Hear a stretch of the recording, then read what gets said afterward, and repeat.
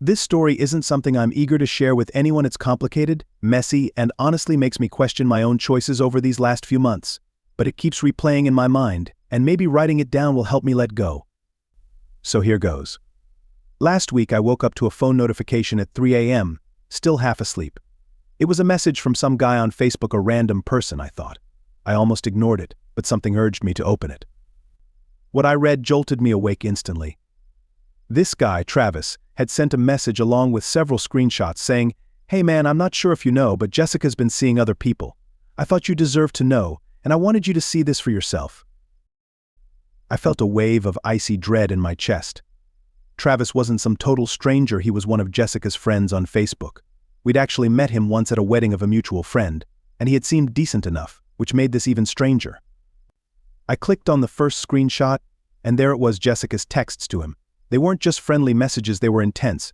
She was using pet names she once used with me, even telling him things like she'd never felt this way before, a line she had often told me in the past. And that was just the beginning. Other screenshots weren't limited to her, and Travis. There was a whole thread with multiple guys, each one trying to be smoother than the last, with Jessica practically giggling along in every response. There were at least 5 different guys in total. It felt like I was out of my own body, reading those messages. Each one felt like a knife twisting in my stomach, especially when I saw she was sending them the same photos she used to send me back when we started dating, acting playful and flirtatious, as though she were single and just having fun. Before I knew it, I was calling her. She was supposed to be out with a friend, grabbing a late-night coffee. She didn't answer, so I tried again, repeatedly, until her phone sent me straight to voicemail. I don't know what came over me, but I got in my car and drove to the cafe she said she'd be at. No sign of Jessica or her friend. I waited there in my car, watching the minutes tick by half an hour, then an hour. My hands were shaking, and my mind was racing with all the worst-case scenarios. Driving home felt like a surreal blur. I was gripping the steering wheel so tightly that my knuckles turned white, a mix of adrenaline and disbelief swirling inside me. When I finally got home, I just sat there in the car, staring at our house. It looked so normal, the place we had built our life together, where we had once promised each other forever. Now, every corner of it felt like a lie. I was still in the car when her headlights pulled into the driveway. She must have noticed me, because as soon as she stepped out, I saw that familiar look on her face, the one she uses when she's preparing to justify something she knows will hit me the wrong way. I'd seen it before over minor things, but this time it made my blood boil. I waited as she walked over to the driver's side, her face composed, maybe with a hint of annoyance, like I was the one inconveniencing her. She tapped on the window, and I lowered it just a bit. Her voice came through, soft but irritated, as if she were dealing with a child. "Why are you sitting in the car at 2 a.m., Mark? What's wrong with you?" I opened the door, stepped out, and walked past her into the house. She followed me inside, chuckling lightly as though all this was just a misunderstanding she could laugh off. I went straight to the kitchen, grabbed my phone, and opened the messages from Travis. I scrolled through the screenshots until I reached the one that hit the hardest, her laughing with another guy, sending him a selfie with that sly, playful smile I hadn't seen in ages, saying she couldn't wait to meet up with him again. I handed her the phone. She actually laughed, shaking her head like it was some absurd joke, barely glancing at the screen. "Who's this from? You don't believe this nonsense, right?" Her tone was so casual, like we were talking about some grocery store mix-up rather than a deep betrayal. I just stared at her, and gradually her smile faded. She clicked through the screenshots one by one, the color draining from her face. For a second, I thought I might see some genuine regret, but instead she looked up at me and said, "This is Travis? You're upset about him? You know he's obsessed with me, right? He's just trying to make you jealous." I couldn't believe it. She wasn't even denying the messages, she was dismissing them like they were minor inconveniences. I clenched my fists, trying to hold back my anger. "It's not just him. There are 4 other guys here, 4. My voice trembled, but I kept my gaze fixed on her, refusing to let her evade this. Then she hit me with a line that felt like a punch to the gut. "I didn't think you'd be so dramatic, Mark. Are you seriously going to believe a bunch of screenshots? Guys just like to talk, you know that." "You're being paranoid," she said, her expression one of patronizing disbelief, as if I were some insecure fool. I stood there, trying to grasp that this was the woman I'd been with for years. "So what is it, Jess? Are you saying all of this is fake? That Travis somehow created these messages from thin air?" She rolled her eyes, tossed my phone onto the counter, and shrugged. "Believe what you want, Mark. I can't control it if other guys want my attention. That's just how it is when you look like me then. With a self-satisfied smirk, she turned and headed toward the stairs as if this whole conversation was beneath her. In that moment, something inside me snapped. All those years of trust, of belief in her, were gone. I'd been desperately searching for any hint of remorse, of decency, but instead she seemed proud. I took a deep breath, fighting to contain the anger building up inside me. It was like a fire consuming every memory we'd shared, and each second I looked at her only added more fuel. This woman who had once stood by me in front of our families, making promises and building a life, was now treating me like I was the irrational one. She was halfway up the stairs when I finally spoke, my voice calm but steely. "Jess, stop." She hesitated but didn't fully turn around, as if she was debating whether it was worth her time to keep talking to me. I continued, "You're really going to walk away after this? After I showed you proof of you with 5 other guys?" She still didn't turn, so my voice grew louder, the controls slipping. "Look at me, Jessica. Don't you feel any shame at all?" Slowly, she glanced back, barely looking over her shoulder, her expression so indifferent, so infuriatingly calm, that it hurt more than any argument we'd ever had. Her tone was flat when she answered, "Mark, I'm done justifying myself. I don't know what's gotten into you, but I don't owe you an explanation. Every time you get all insecure." I let out a harsh, bitter laugh that filled the room. "Insecure? This isn't about insecurity, Jess. It's about you betraying me, so don't try to act like this is some small misunderstanding." I pulled my phone back out, scrolling through more screenshots, feeling like I had to make her see, to get her to feel something. "This isn't only Travis. It's Paul," Jared Mitch. "Are you seriously going to stand there and act like they're all lying?" Something finally snapped. She spun around to fully face me, exasperation written all over her face. "Fine, Mark. You really want the truth?" Her voice was mocking, her eyes cold and hard. "Yes, I've been seeing other guys, a few actually. But maybe if you were half as exciting or interesting as they are, I wouldn't have needed to." Her words hit me like a hammer, and I froze. I couldn't speak, couldn't think. All I could do was stare as the weight of her words settled over me, pressing on my chest. She wasn't just admitting it, she was taunting me. She took a few steps toward me, closing the gap between us, her voice dripping with sarcasm. "You want to know something else, Mark? Each one of those guys you're so worried about actually knows how to make me feel special. They don't sit around, sulking and wondering where I am every minute. They actually live." She leaned in close, her voice a venomous whisper. "Maybe if you could keep up, you wouldn't have to feel so sorry for yourself right now." In that moment, something inside me shattered. I realized she'd been lying to my face, over and over, without a shred of regret. The woman I thought I knew was gone, replaced by this version of Jess who didn't care how much she was hurting me. Without a word, I turned and started for the door. As I reached for my jacket, she let out a chilling laugh. "Where are you going, Mark? Running away so you don't have to face reality?" I stopped, looking back at her, my voice steady and cold for the first time in days. "I'm done here, Jess, and I'm done with you." Then I left, slamming the door behind me, the sound echoing through the empty night. For the first time in a long time, I felt something clear and certain: this was over. I drove aimlessly for what seemed like hours, gripping the steering wheel so tightly I thought it might break. My mind kept replaying her words, each one sharper and colder than the last. It was as if she'd been holding back all this bitterness, waiting for a chance to unleash it on me, and that smirk, that smug look that said I was just an inconvenience in her life. When I finally stopped, I was in some deserted parking lot on the edge of town. My phone buzzed in the cup holder, and I glanced down to see a message from an unknown number. "Hey man, this is Travis. I didn't mean to ruin things between you and Jess. I just thought you deserved to know." My stomach twisted. Travis, the guy who'd set everything in motion. I hadn't asked him for any details before I stormed off, but now I needed answers. I dialed the number, and he picked up on the first ring, sounding cautious but curious. "Mark, hey, I didn't know if you'd actually call." "Tell me everything," I interrupted, barely able to keep my voice steady. "I want to know exactly what's been happening, no excuses, no holding back." He hesitated before sighing. "All right, I'll tell you what I know." He cleared his throat, sounding more nervous than I expected. "I met Jess a few months ago through mutual friends. She told me she was technically married, but acted like you two were on the verge of splitting up. Said you were always distant, never there for her, that she felt stuck at home." The words felt like a punch to the gut. I'd been there for her every day, supporting her, trying my best to make things work, and she told him that? The betrayal was almost too much to bear.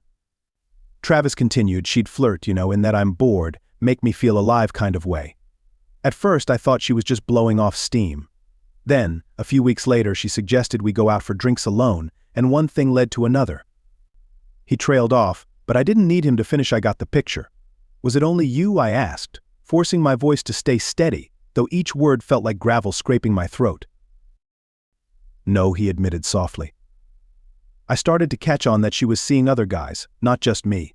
She kept some things hidden, but I could tell. I stopped talking to her after that. I'm not proud of it, man, but I didn't know what she was telling you, and I didn't want to be a part of it anymore. My head was spinning.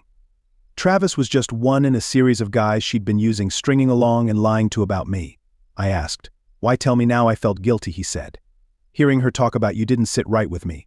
You deserve to know what was going on, even if I'm part of the mess. He paused. Look, I don't know what else I can say, but if you need anything else, I'm here. I get it if you don't want to hear from me again, though I hung up without saying another word. His guilt felt empty to me. It didn't change anything, and it didn't undo the fact that he'd crossed that line with Jess, knowing she was married. I tossed my phone onto the passenger seat, leaned back, and closed my eyes. A thought crept in, jagged and raw. I needed a list of everyone she'd been with. Each name was like a piece of a puzzle that made up this twisted version of Jess that I'd never known. This wasn't about understanding anymore. I had to face it. Bit by bit, unravel the lies, the betrayal, and everyone she'd pulled into her twisted web. It was time to dig deeper than I ever planned, and as furious as I was, I knew one thing for sure: she wasn't going to walk away from this unscathed. When I got back home, the house was dark and silent. Part of me half expected Jess to be asleep, comfortably acting like none of this had happened. But as I stepped inside, I saw her waiting on the couch, scrolling through her phone with a blank look on her face. She glanced up, not with concern or regret, but with a bored, impatient expression, like I was interrupting her precious time. Back already, she sneered, not even bothering to hide her annoyance. I ignored her dismissive tone. I was through with pretending, done letting her act like this was a minor bump in the road. I strode to the coffee table, tossed my phone down, and leaned in close so we were eye to eye. We're not done. I want every name, Jess. Each one. She gave me a mocking smile, barely reacting. What for? So you can play detective? Or maybe you want to whine to them, like you did with Travis. She tilted her head, her eyes sparking with a mix of mockery and contempt. Don't flip this on me, I snapped, my voice hard. This is all on you, and you know it. So tell me, Jess, how many? Or are there too many to keep track of? She laughed, a short, cutting sound that broke the silence. You really think you're going to scare me, Mark? Fine, you want a number? 7. Maybe 8. And guess what? Each one of them knew exactly what they were getting into. Her words struck me like a slap, said so nonchalantly, as if she were reading a shopping list. 7. 8. I felt my head spinning. I might have imagined 1 or 2, maybe 3 at most, but this was a whole new level of betrayal. Unbelievable, I muttered, bitterness coating every word. You've been throwing yourself at random guys, behaving like some teenager starved for attention, and you think I'm the pathetic one, she shrugged, smirking with that infuriating calm. You just don't get it, do you?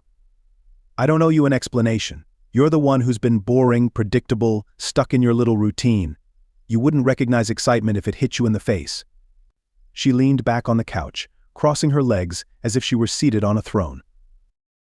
I swallowed, forcing myself to stay composed, though I could feel the fury bubbling up. Is that why you lied about everything? You were too bored to stay faithful, so you decided to turn our marriage into a joke. She rolled her eyes. What marriage, Mark? The one where you sit around all day thinking everything's fine while I'm out actually living. Don't fool yourself, you were always just convenient. Her words left me speechless, each one stripping away what I thought I knew about her, turning it into some kind of nightmare. I wanted to shout, to get any reaction other than her cold indifference, but I knew I had to control my anger. She was trying to provoke me, and I wouldn't give her that satisfaction. So you used me, I said, my voice quiet but firm. While I was here building a life with you, you were treating it like a game. Well, here's something for you, Jess. I paused, my voice dropping to a low, icy tone. Games have consequences. Her eyes narrowed slightly, the only hint of a crack in her armor. Oh, and what exactly do you plan to do? Mark, I let a slow, bitter smile cross my face. You'll see. Without another word, I turned and headed up the stairs. My mind racing with 100 different plans. Every step fueled the fire that had been building since I'd first found those messages. Jess had done everything possible to rip apart our life and treat it like it meant nothing. But I wasn't going to let her walk away unscathed, not after what she'd said, not after the way she'd smirked while tearing down every bit of trust we'd built. When I reached our bedroom, I closed the door, locking myself into silence for a moment. I needed to think. Jess expected me to either lose my temper or crumble and accept whatever excuse she threw at me. But if she wanted a game, I'd show her a move she wouldn't expect. I went to the closet and pulled down the box where we kept all our paperwork, legal documents, bills, things I'd barely paid attention to before. But now they felt like ammunition. Jess's finances were buried under those stacks of papers, and I knew she'd been relying on my income to support herself. Her job barely covered her own expenses, and I'd been the one making up the difference for years. Every month I'd transferred extra funds to her account without a second thought. But now, I wasn't just thinking, I was planning. I picked up my phone and went through her contact list. I recognized one of the names she'd been texting, often Jared. I remembered it from the messages Travis had sent. I took a screenshot of her call log, then did the same for a few other names she'd been frequently contacting. One by one, I started compiling it all, each name, each message, each text that painted a picture of the life Jess had been leading behind my back. Then a new idea formed. I couldn't let these men off the hook, either.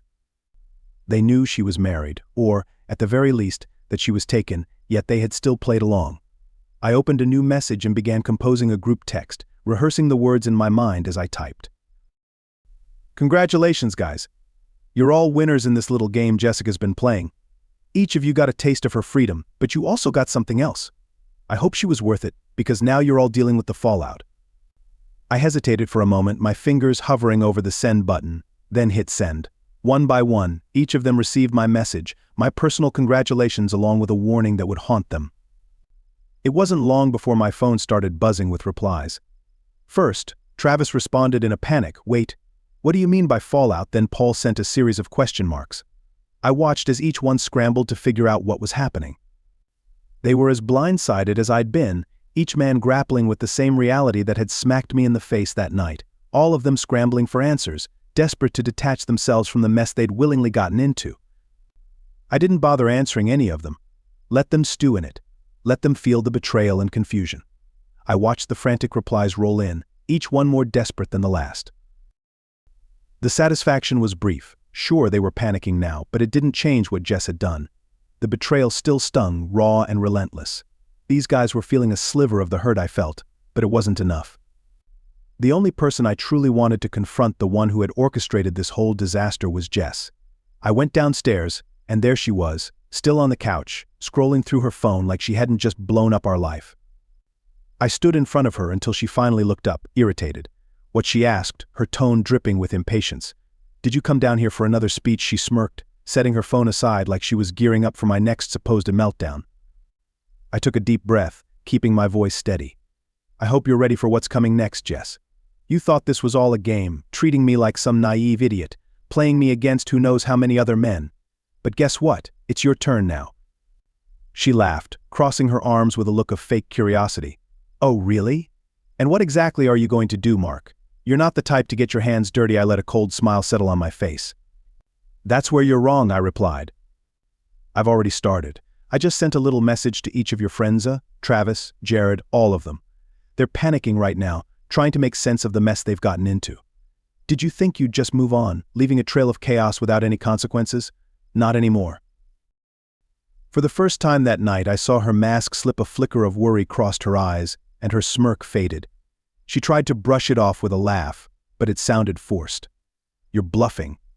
They don't care. They're not going to get worked up over some message from a guy they don't even know." "Oh, they care," I replied calmly. "And they're going to start questioning things, Jess. They'll wonder who else you've been lying to, and maybe, just maybe, they'll realize they've been played, just like I was."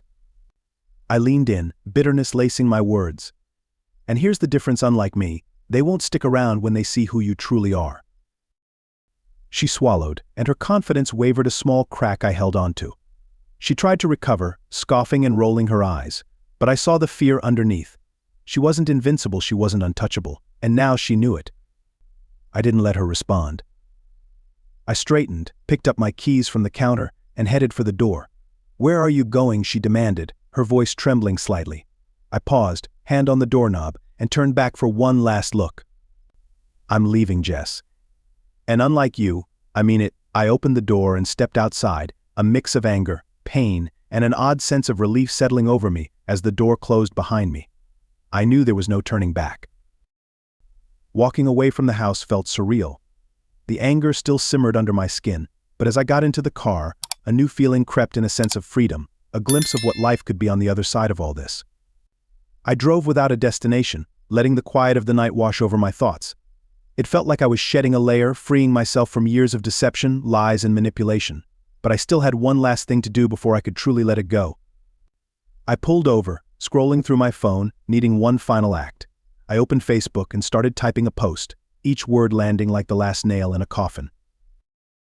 To everyone who knows me and Jess, here's the truth: she spent the last few months, or maybe longer, playing games behind my back with a list of guys, each one believing he was the only one. Maybe they thought they were special, or maybe they didn't care. Either way, the truth is out. Jess. Enjoy the freedom you clearly wanted. I'm done. I hesitated, my finger hovering over the post button, knowing what it would do and how it would shatter her carefully crafted image. Part of me wondered if it was too harsh, but then I remembered her smug look, her utter lack of remorse, and how she laughed in my face. This wasn't revenge, it was justice. I hit post. Notifications started pouring in within minutes: comments, messages, people reaching out in disbelief or sympathy. I scrolled through them with detachment, reading the reactions from friends, family, and even people we hadn't spoken to in years. The truth was spreading like a bomb blast, tearing down Jess's carefully constructed world, piece by piece, right in front of everyone. Then my phone buzzed again, a message from Jess: take it down now, or else. I laughed bitterly, her threats sounding hollow now. She had no power over me anymore? Another message came through, her tone shifting from threats to pleading. Mark, come on, this isn't fair. We can work this out. Just take the post down and let's talk. You're being petty. I could almost hear the fake sweetness in her voice, the same tone she'd used to manipulate me for so long. I left her message on read. She had painted me as a naive, desperate husband, mocking me while weaving her world of lies. Now she could sit in the chaos she'd created. After a while, I shut off my phone and leaned back, gazing up at the sky. For the first time in months, maybe years, I felt a strange calm settle over me. The next morning, I woke up to find my phone flooded with messages and missed calls. Apparently, my post had spread quickly. Friends who hadn't spoken to me in years were suddenly reaching out, some in shock, some offering support, and a few just curious for the drama. I ignored most of them, but one message stood out. It was from Jess's mother: Linda. Mark, please call me when you get this. I'm so sorry for what you're going through. I had no idea it was this bad. Linda and I had always been closer than most in-laws. Over the years, she'd become like a second mother to me, and I knew she truly cared about our relationship. I hesitated, unsure if I wanted to hear what she had to say, but a part of me knew I owed her a conversation. I dialed her number, and she picked up almost immediately. Mark, honey, I don't know what to say, she began, her voice thick with emotion. I saw your post last night, and I just can't believe it.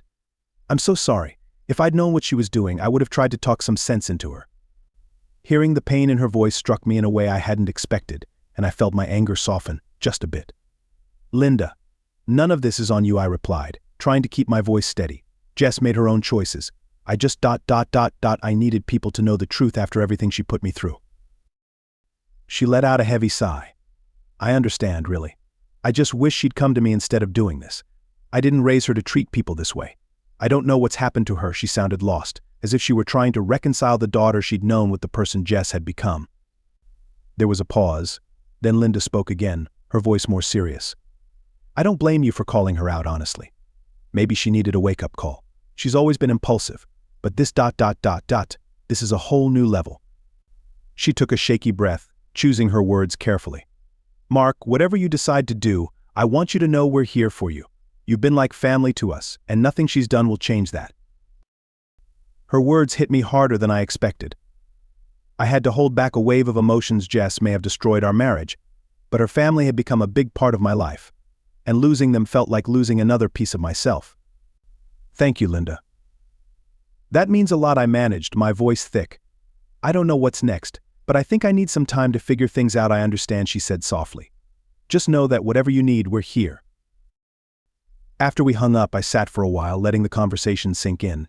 It was strange, realizing that even after everything, I still had people in my corner.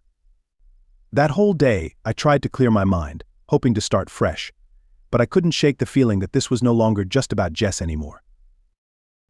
The more I reflected on it, the more I felt the weight of all those years, the love and trust I had poured into this relationship, only for her to treat it like it was worth nothing.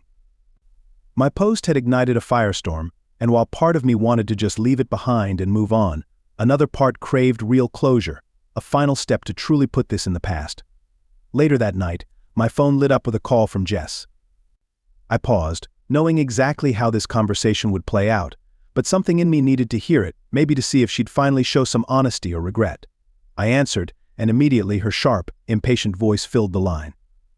"Mark, I can't believe you'd do this to me," she snapped, skipping all pleasantries. "Do you have any idea how many people have called me? People are laughing at me, Mark. You've made me look like an absolute fool." I felt a cold satisfaction at her panic, but I kept my composure, refusing to let her twist things around. "Jess, I didn't make you look like anything," I replied, keeping my voice steady. "You did that yourself.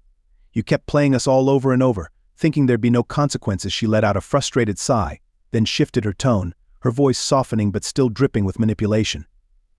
"Mark, don't you think you went too far? Maybe I wasn't perfect, but did we really need to broadcast our private lives like this? Can't we just talk about it without dragging everything out in public?" I couldn't help but laugh, the sound bitter and harsh. "Now you care about privacy? Where was that concern when you were sneaking around with a half-dozen other guys? You weren't worried about us then, so why should I protect any of this for you?" She fell silent for a long moment, and I could almost feel her searching for the right words to try to pull me back. Eventually, she said, "Mark, we had good times, didn't we? I know I messed up, but we can still make this right, can't we?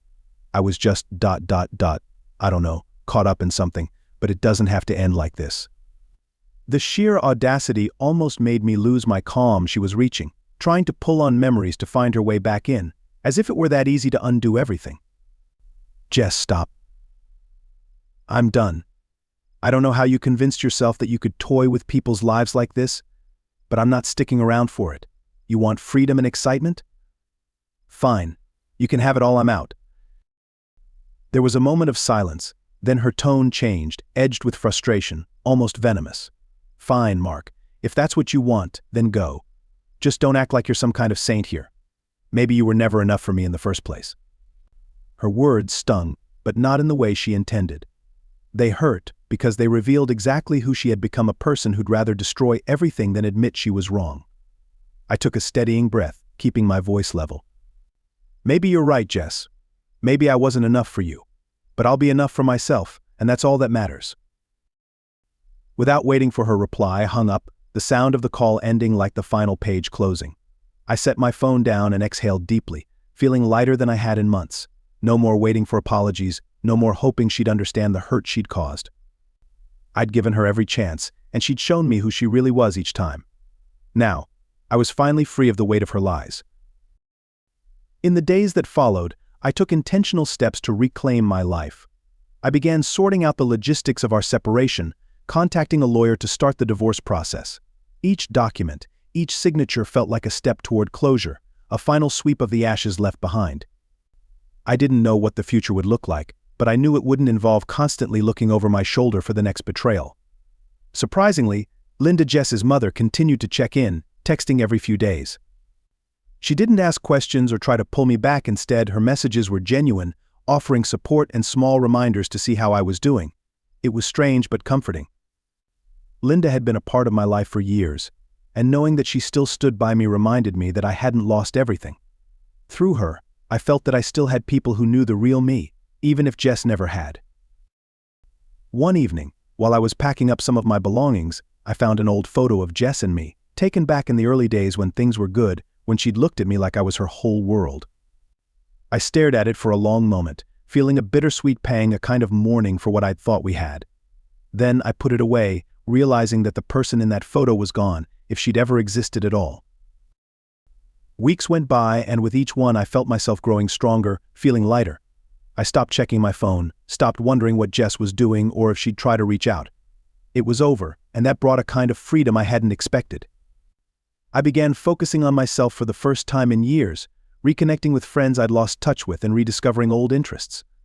Life was moving forward, and for the first time I felt ready to move with it. Looking back, I could see the whole ordeal as a harsh lesson. I'd learned that loyalty without boundaries only opens the door for people to take advantage. I realized that loving someone didn't mean allowing them to tear you down. I learned that my worth wasn't tied to anyone else's opinion but rather to what I knew I deserved. Most importantly, I learned that sometimes the strongest thing you can do is walk away. If I could give one piece of advice to anyone who's ever been in my shoes, it would be this: trust your instincts, respect yourself, and don't let anyone make you feel like you're not enough. You don't need to prove your worth to someone who's too blind to see it.